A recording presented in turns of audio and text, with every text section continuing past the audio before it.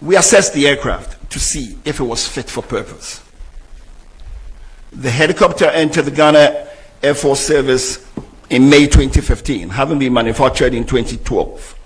And it reached its 10-year service threshold on 18th May 2025. Aircrafts have periodic checks to make sure that they are fit for service.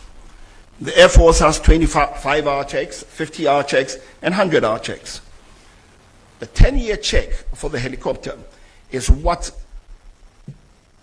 was mandated for this helicopter. Now, as is usual, an operator, in this case Ghana Air Force, requested from the manufacturer an extension. And it's normal, happens in civil flying, happens with any type of flying. The manufacturer gave a 90-day extension to 18th August 2025. And basically, the helicopter met all the basic safety requirements. That notwithstanding, it sort of clashed, it sort of met a 100-hour check. So the Air Force also did a 100-hour check on the helicopter before the flight. The aircraft on the day, was declared serviceable and duly signed off by both the engineers and the captain. The flight data report indicates that the helicopter was in good working condition.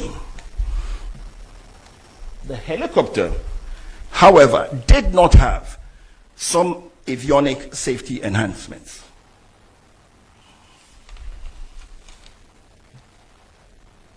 As I said before, the aircraft was serviceable and airworthy.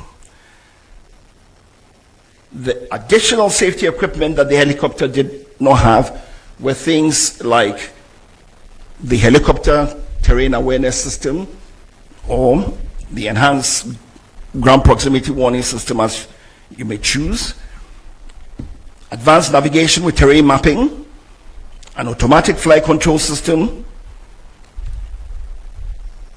And I would say that these safety equipment would have enhanced situational awareness. For instance, it didn't have an autopilot. That's advanced, the automatic flight control system, so that the crew had to manually fly the plane. So it sort of increases workload. Typically, you want to have a plane that has an autopilot. All the civil planes use autopilots, and the workload on the pilots is very low. It gives you the chance to do things and to think easily, and so on and so forth.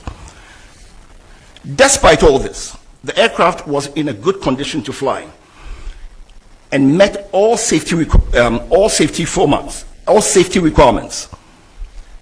The investigation has recommended strongly for aircraft with these additional safety enhancements to be acquired immediately for the Air Force.